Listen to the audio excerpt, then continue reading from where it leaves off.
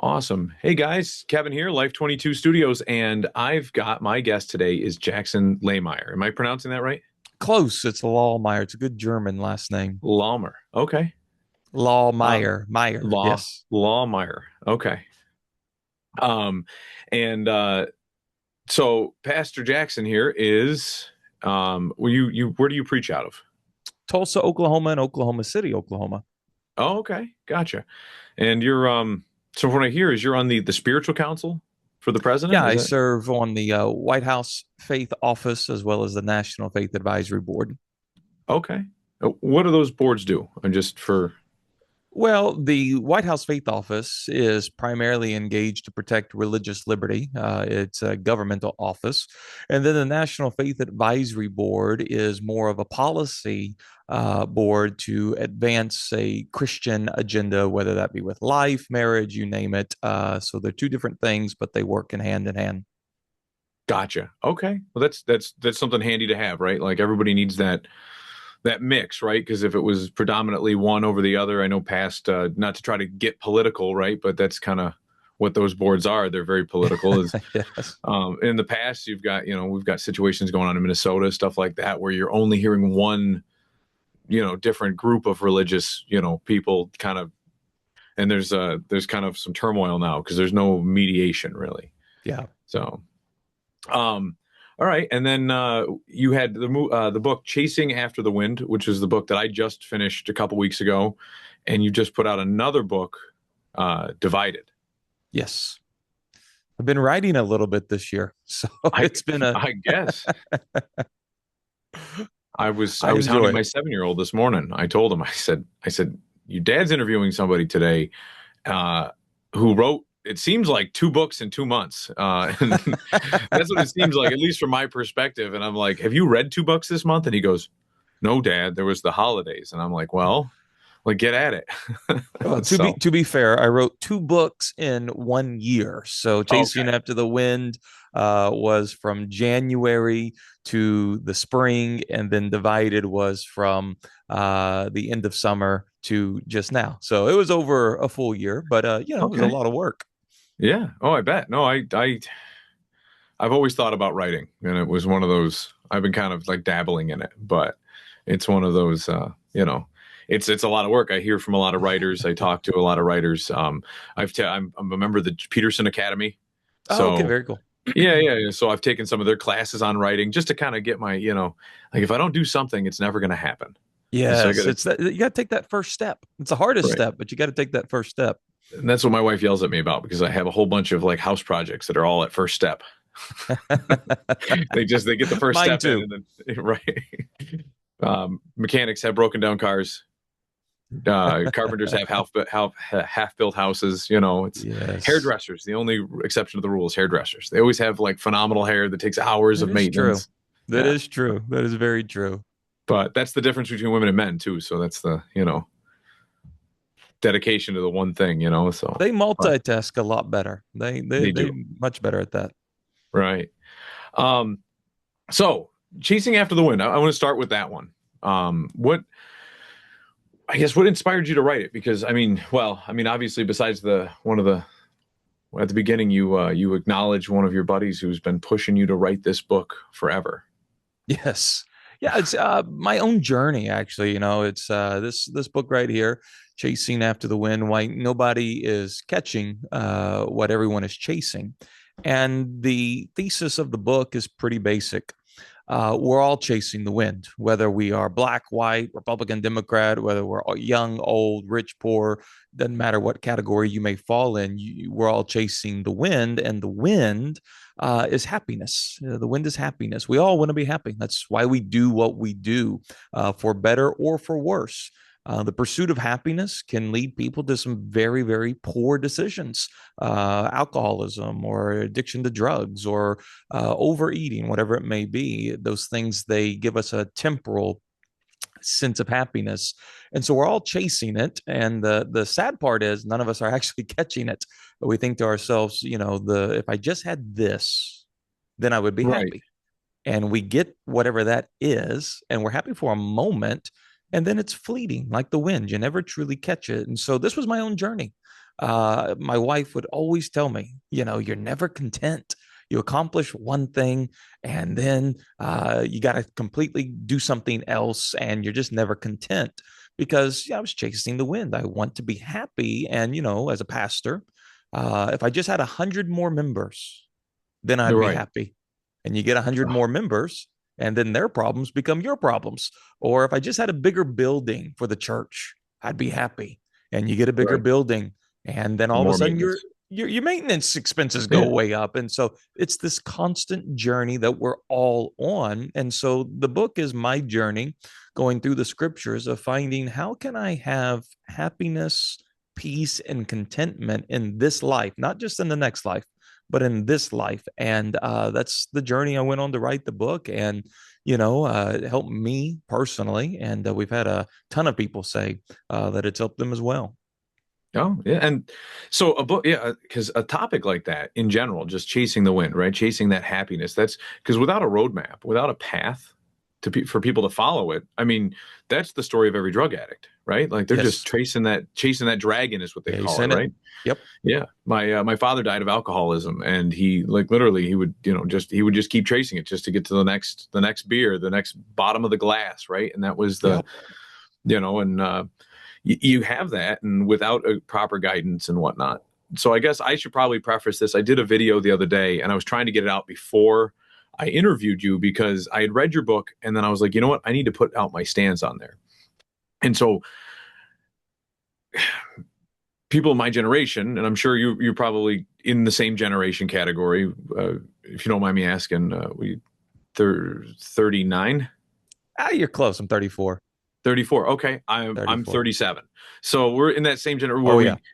we're in this society where divorce is common and prevalent, and secularism is at an all-time high. And growing up, my parents were like, yeah, you're Catholic, you were baptized Catholic. And it's like, I hear Matt Walsh talk about those people like me online all the time. Well, I was Catholic. It's like, well, yeah, but you're not anymore, right? Like that's, if you're Yeah. not going, you're not Catholic, right? And that's Sure. um and it was never really pushed on us kids. So like I grew up as, I kind of find myself as I'm I'm one of the people who have not found God.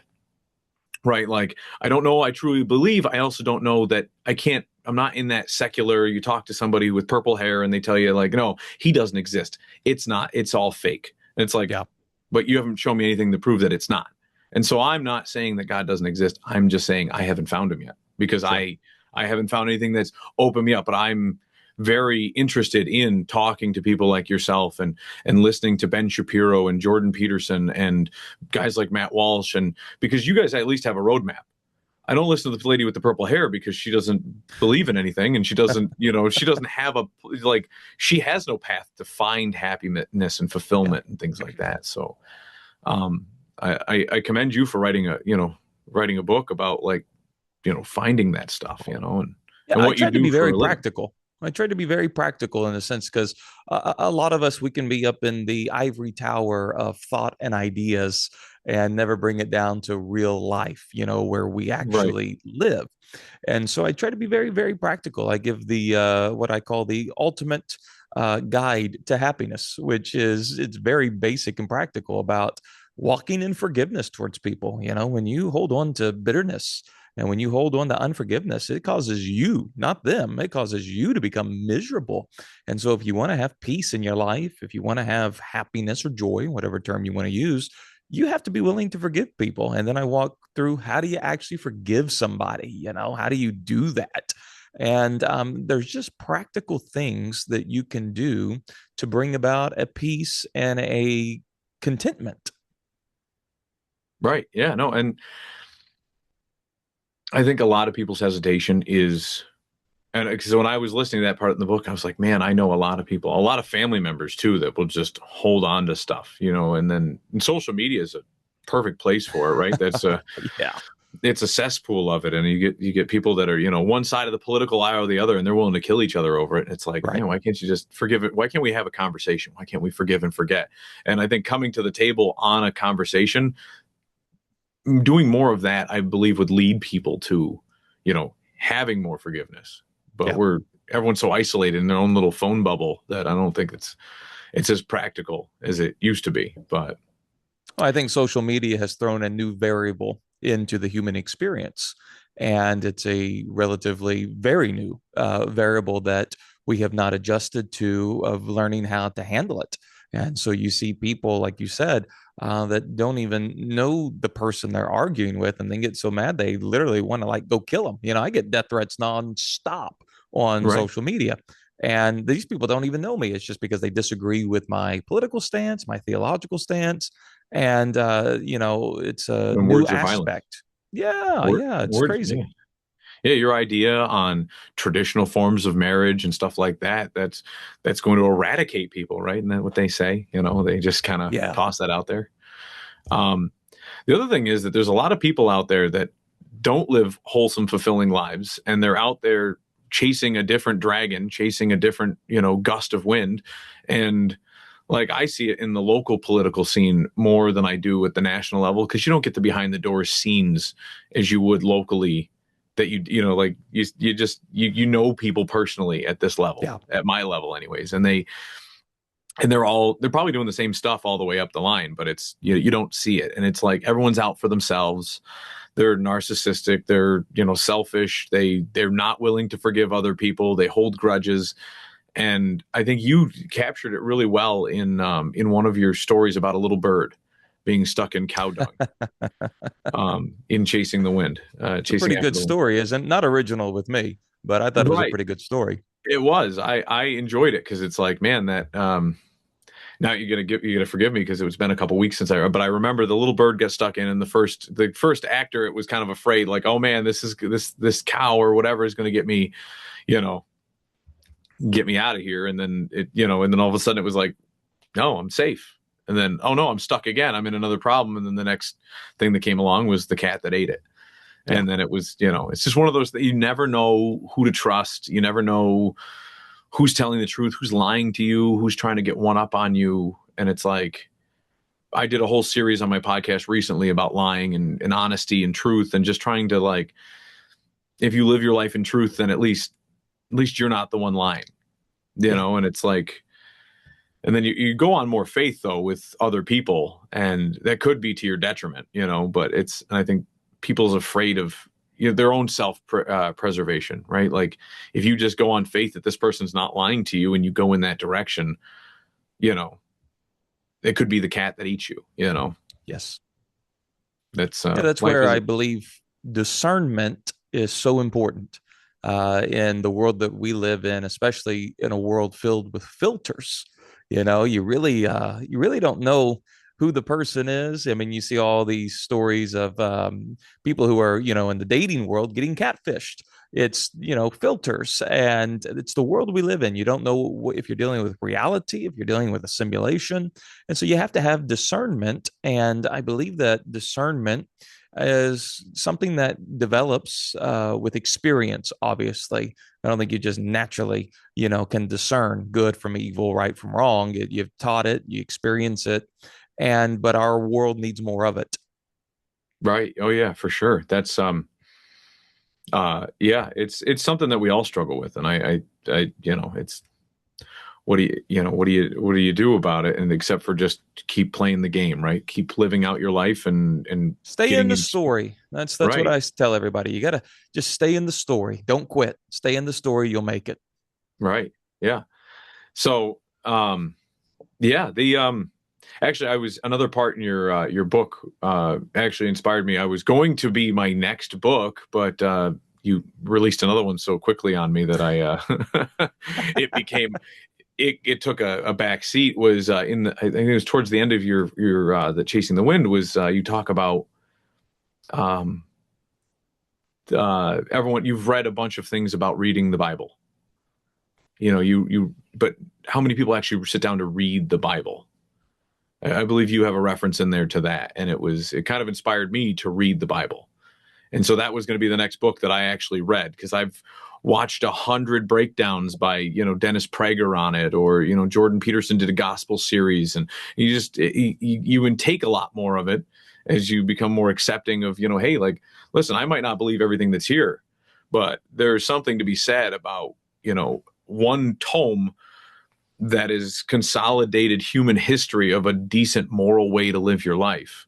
And if it was good enough to make it into the book and it stood the test of time, then there's got to be something to be said about it instead of, the secular way of thinking of throw it out with the bathwater. Yeah. Well, I would And encourage you, before you read my book, definitely read the Bible. The Bible is way better than my book. My book is a tad bit of the Bible, but the Bible is much much better.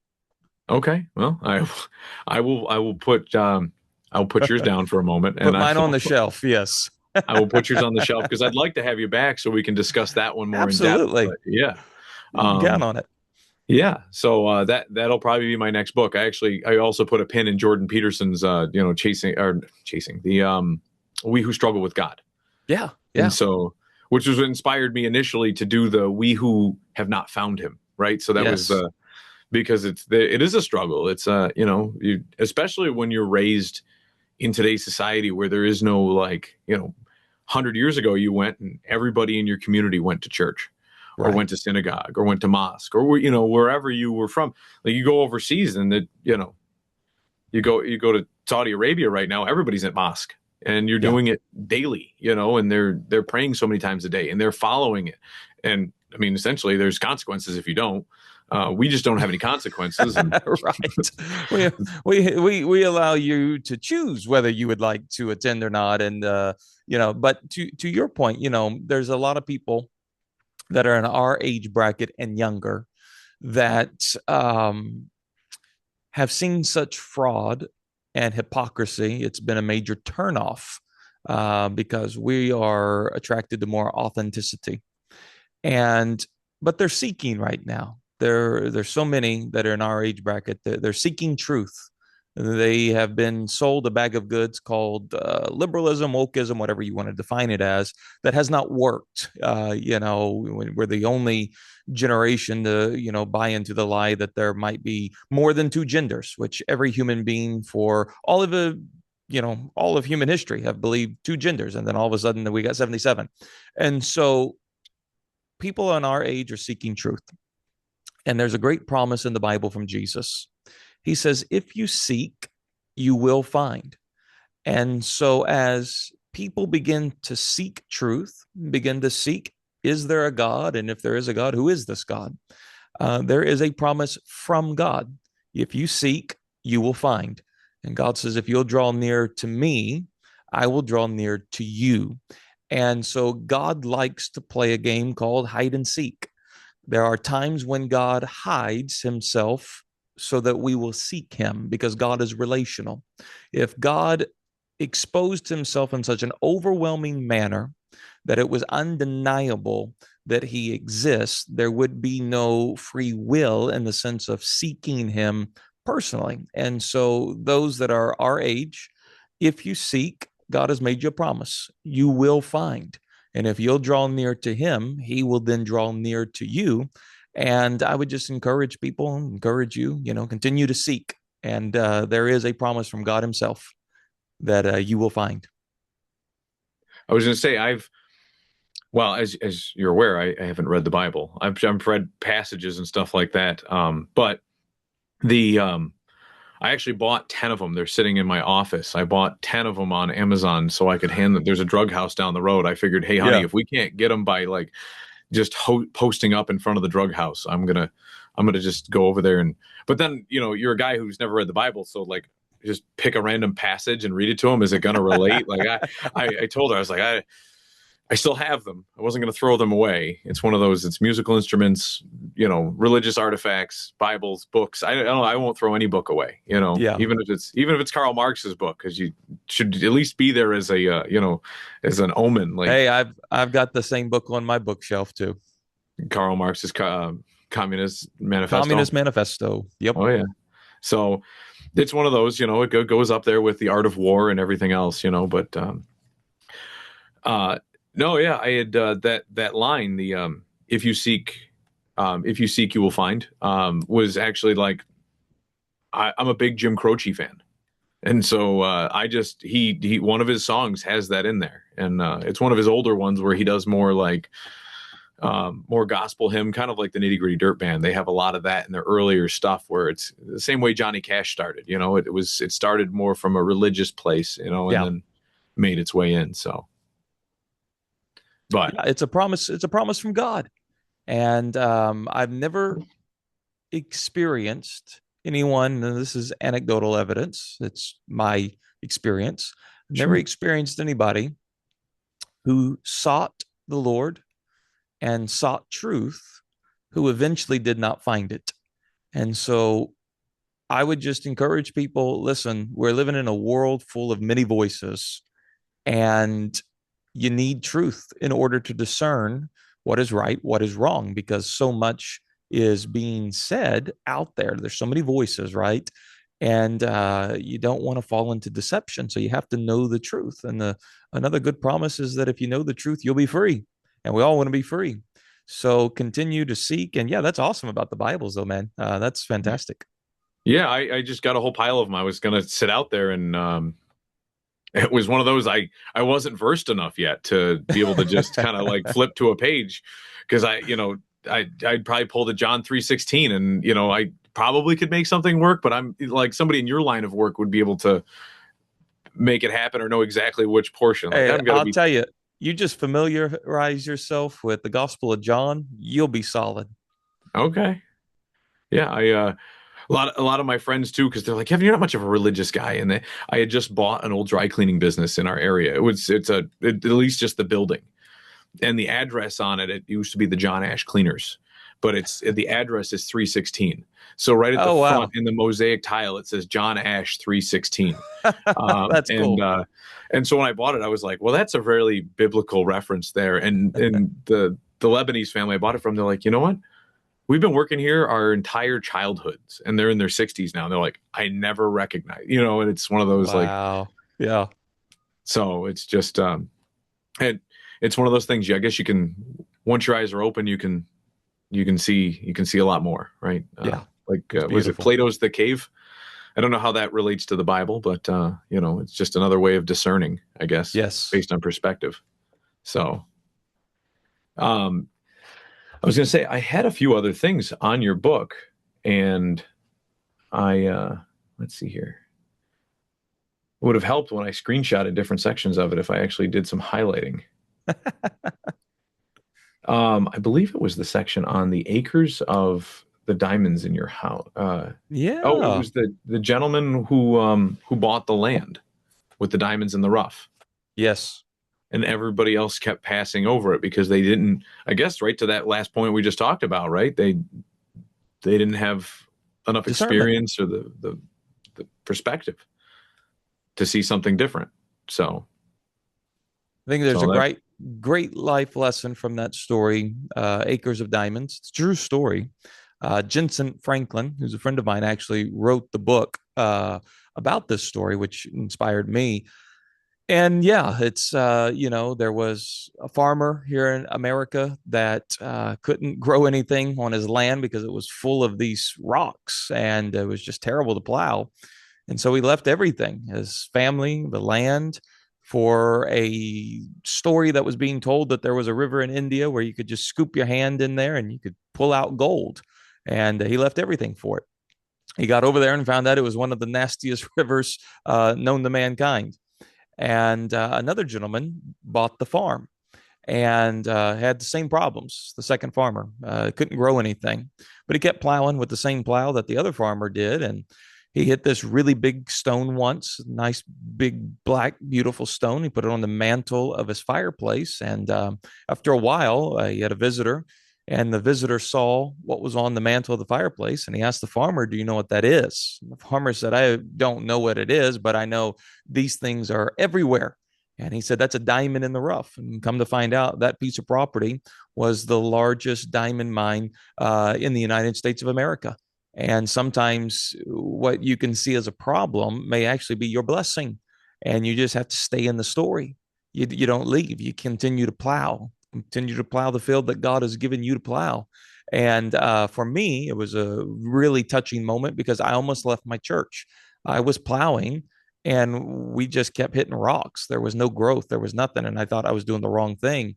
And that story caused me to recognize that I might be sitting on acres of diamonds, and the last thing I want to do is leave for something that I don't even know is real. And so I stayed, and sure enough, under my feet was acres of diamonds, and now our church is, prospering and doing so well. And it's a beautiful story. It's a beautiful story. Stay in your marriage. You listen. The grass isn't always greener on the other side. Continue to plow the field that God has given you, and if you'll keep doing it, you'll have success. Yeah. Actually, on this path, me and my wife ended up getting married after 10 years of being together and having kids and all that other stuff. And as I'm following this path, I talked to her and we sat down and we had a discussion. We're like, you know what? Like, we actually have to do this, because if we're just going to sit on the fence and not be committed to anything, then what are we committed to? And it was Yeah. one of those, you just, it's part of that, staying in the story. Right. And so I Yeah. wanted her to stay in the story with me and vice versa. And also for the kids, and having all that. And, um, but Congratulations. thanks. I appreciate it. We're we're almost 2 years through it. Okay. So Yeah.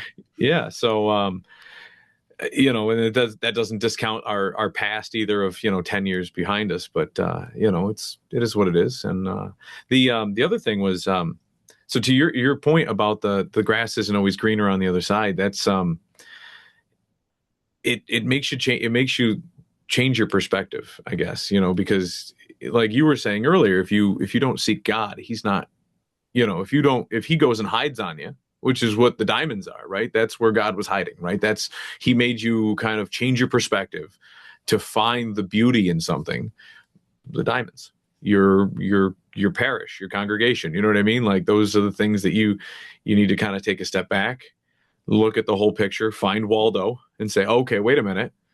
I've been staring at the same, instead of going to a different piece of art, I found it right here at Yeah. the thing I've been staring at the whole time. So, Yeah. And I think there's truth to that. Anything worthwhile takes effort. right. Anything worthwhile takes effort. And whether you're seeking God, whether you're building a business, whether you are growing a relationship, it requires effort on your part. And I think too many of us have this, we just want it handed to us. And if it's not easy, then we want to move on to something else. And I think it's a real detriment in our culture, actually.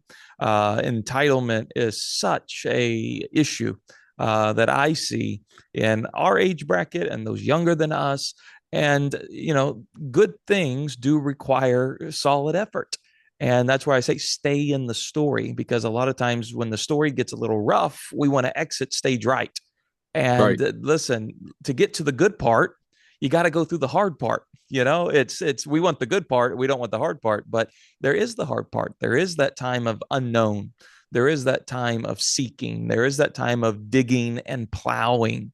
And if you'll stay in the story, and if you won't quit, you'll make it, and you'll make it to the good part. Yeah. That, I don't know if you remember infomercials when we were kids, Oh, yeah. and they How would could I sell you. not? I Right. bombarded with them every night. Yeah, right. Well, I mean, most people, it's one of those things. I just remember when eBay was getting big, they were all over the place. Buy my book.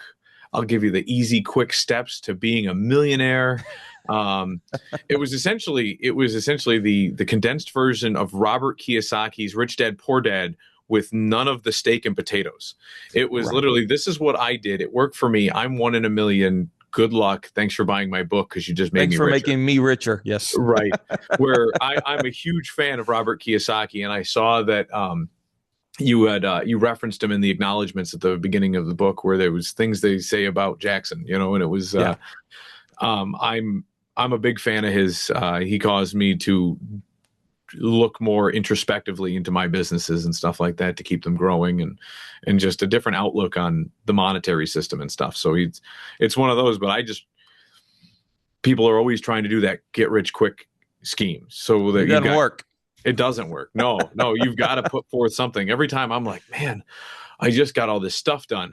I can kick my feet up, and nope, because as soon as I do that, it's like, uh-oh, because you're always 2 seconds on the stage, the edge of bankruptcy. It seems like you said, more, you kind of referenced the Biggie Smalls aspect of it, right? More money, more problems, Yeah. right? Bigger parish, bigger building, more maintenance costs. now I need to have that 100 extra parishioners to, to beg them for a tithing. You know what I mean? And then Yes. it's like, Yeah. now I've covered the maintenance costs, but now it's like, now I need a bigger building because now I have more people that can sustain it.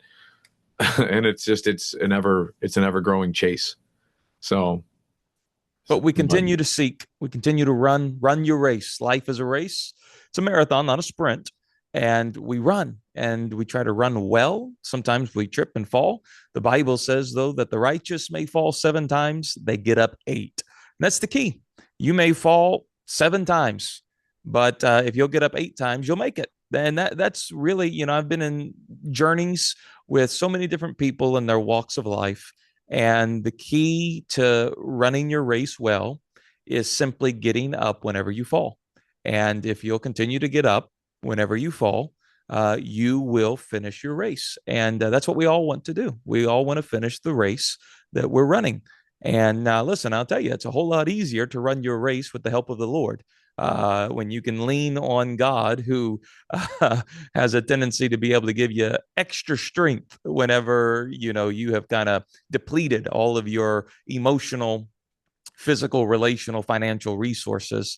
But I just really think, our age group, we've seen so much, we've experienced so much with the world changing so rapidly, new variables being thrown into life experiences, that the key is just continue to get up whenever you fall. And if you'll do that, you'll make it. awesome. I'm grabbing a pen right now because where can someone find you fall? So, like I said, I'm a new guy for the Bible, right? So where would I find that verse? The book of Proverbs, it's a Book Proverbs. The righteous may fall 7 times, Book of but they'll Proverbs. get up 8 times. Book of Proverbs. I'm gonna keep that down because I might I gotta build my collection, right? I gotta build Yes. my toolbox Hey, for let my me let me give you a we'll call it a pro tip. okay. So there are typically, not every month, but there's typically 31 days in a month. There are 31 proverbs. And so an encouragement, if you don't know what to read, say today is January the 5th, go to the book of Proverbs and read Proverbs 5. There's one proverb for every day. And this is all about growing in wisdom and discernment, which is what we need. We need discernment. We need wisdom. So there's 31 proverbs. There's typically 31 days in a month. So whatever day you're on, you wake up and it's January the 15th, and you're like, I want to read a passage of the Bible. Go read Proverbs 15, and you will see tremendous growth in your wisdom and your discernment. Do you have a recommendation on? I'm going to take that pro tip down, but do you have a recommendation on, like, is there to the viewers out there too? Is there a book that you recommend, like King James version? Do you I recommend any Bible because they're 99.9% identical. okay? Depends on language. Obviously, if you read King James, I mean, you're dealing with an Old English. That's fine for some people. The NIV Harder to is translate for. translated at an eighth grade reading level. So the NIV is the easiest Bible to read. Doesn't mean it's the most accurate and most detailed, but it's the easy. It's an eighth grade reading level. So I would encourage the NIV. I'd also encourage, if people struggle to read, you don't just have to read the Bible. You can listen to the Bible. There's so Okay. many Bible apps that you can listen to it. So some people, they just don't like to read, and that's okay. I like to read, but not everybody does. And if you struggle to read, don't try to force feed yourself the Bible by reading it. Listen to it. You'll get a whole lot more out of it. I was gonna say because they sent me they usually sent me a print when I do a book review and stuff. So a lot of times I get a print and it's like, hey, can you send this to me in an Audible?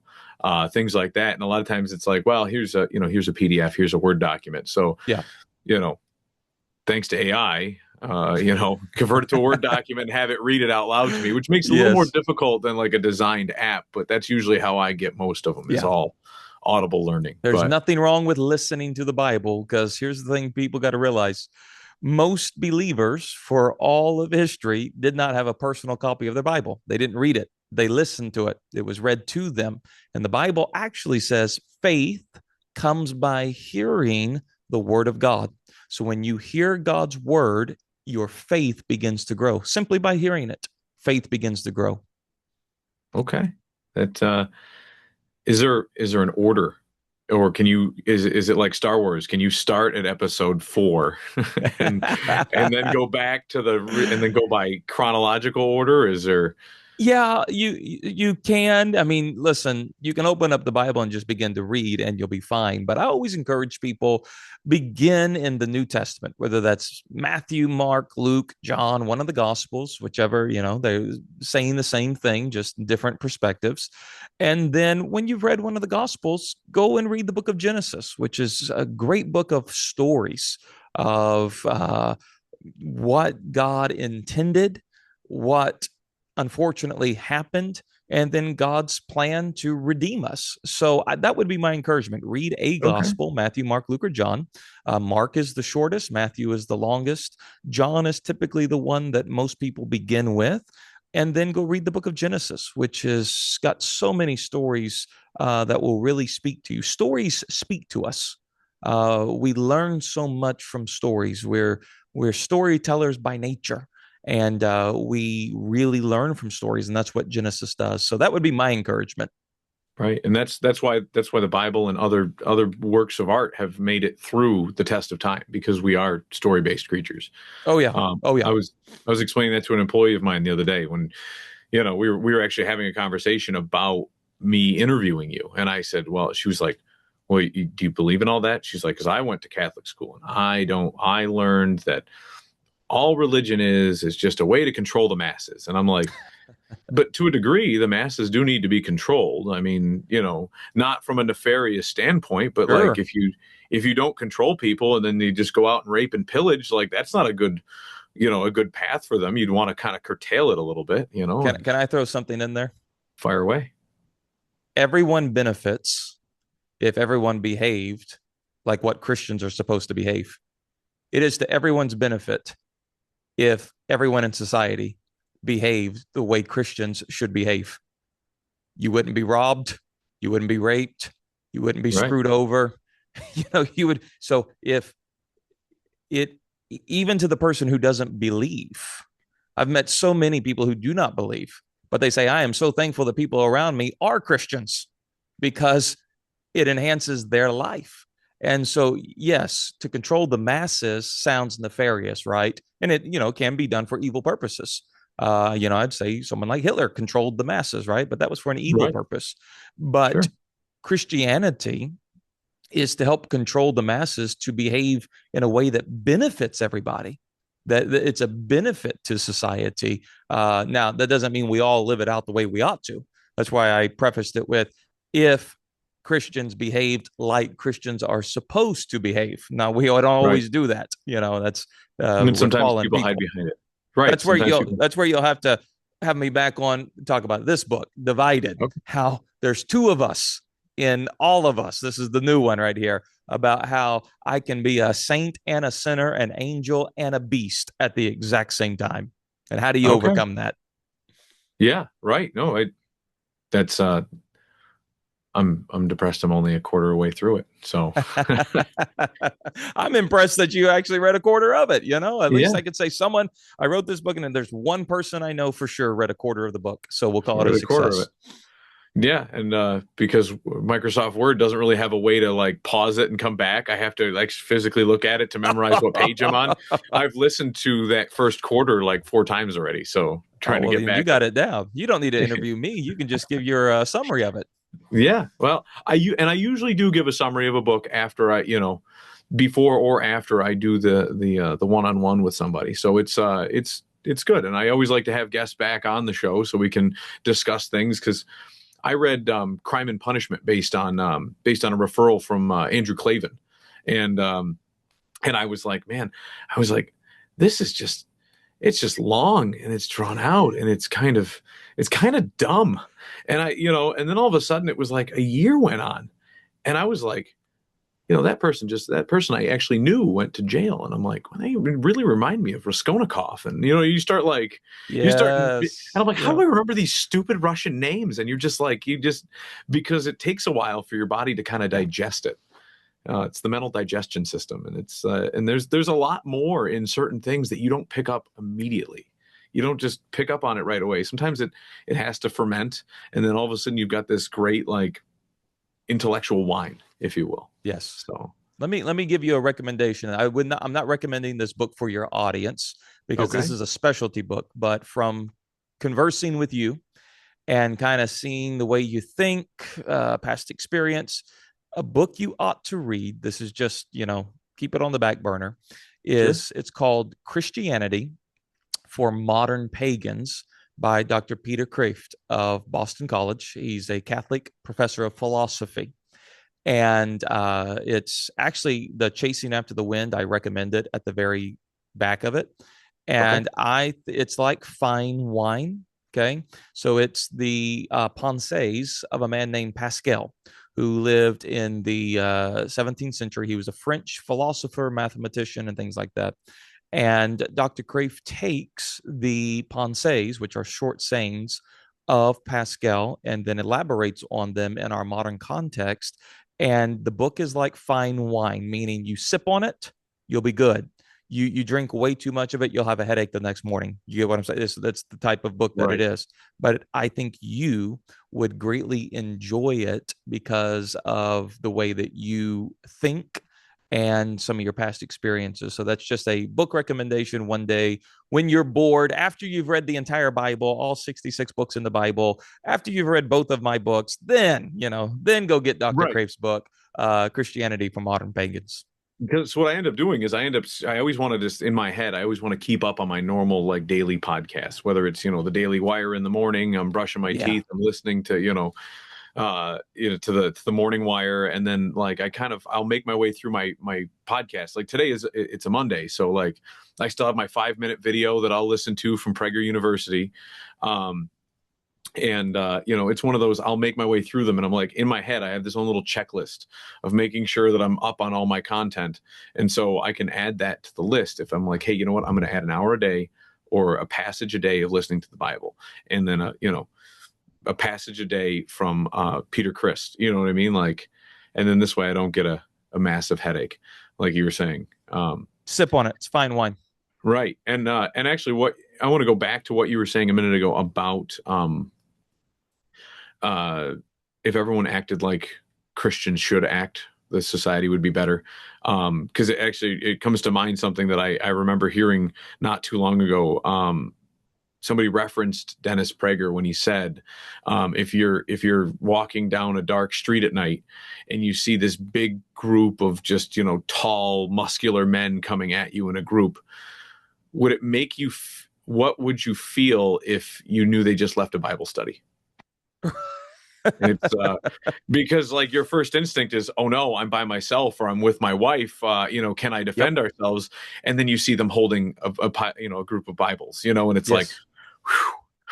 whew. And So listen, everyone knows that.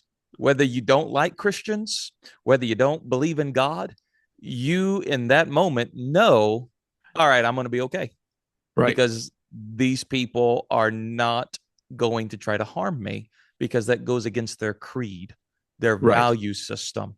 And so, yeah, that's why I say it's to everyone's benefit that society is full of more Christians in our Western world. It's to the benefit of people because there's a moral code. There is an accountability. I am accountable to God. And so if I actually believe that I am accountable to God and how I treat people, I'm going to do my best to treat people right because I'm accountable to God for that. right. And do unto others as you'd want to be treated. Isn't Yeah, that the it's the golden rule? golden rule. It's the golden Yeah, rule. That's why I say you want when people say I don't want America to be Christian. I'm like, no, I don't think you understand. You do want America to be full of Christians because you're going to benefit even if you're not a Christian because you're surrounded by other believers. I remember so our generation probably was on the precipice of this. I grew up in Connecticut, and a lot of my like third grade teachers, I want to say second, third, first, like just coming up in grade school, they used to enforce the golden rule. They used to call it the golden rule, which you can't, if you explain to what a kid a golden rule is now in a classroom, you might have your job lost, at least in New Yeah. York, Yeah. you know. So, but, so your books, where can people get them if they're looking for them? Well, they're available on Amazon. They're at Barnes and Noble, Books a Million, Target, Walmart. But Okay. the best place to go is my website, jacksonlawmeyer.com, because there I will send you a signed copy plus the free ebook, and it's the same price. So if you go to Amazon, it's the same price as if you go to my website. But with my website, you get a signed copy and you get the ebook, so you can have it on your tablet or whatever the case may be. So jacksonlawmeyer.com is the best place to go. But like I said, Amazon, Target, Barnes and Noble, all the places. Okay. And you and then you're also you're so you're out of Tulsa, Oklahoma.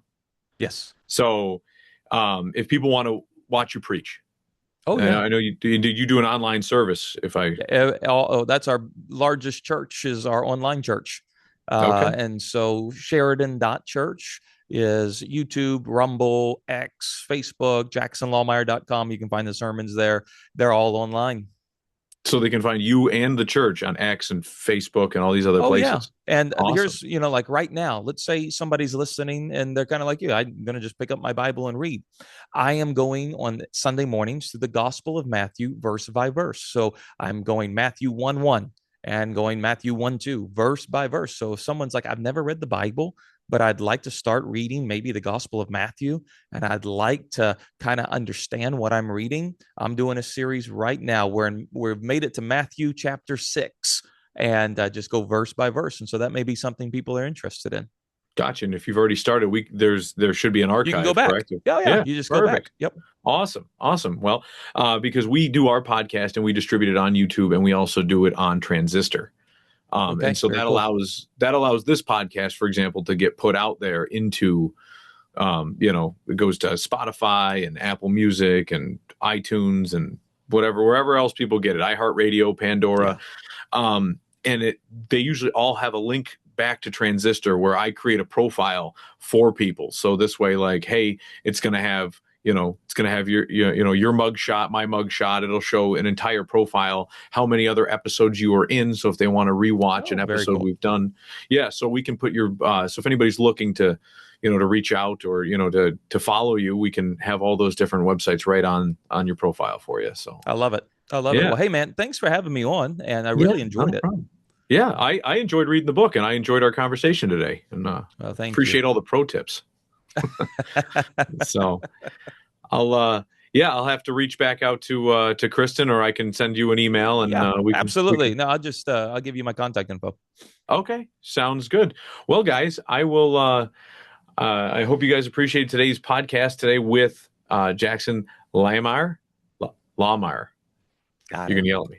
I got it. The last one. All You right. got it. Lawmeyer. And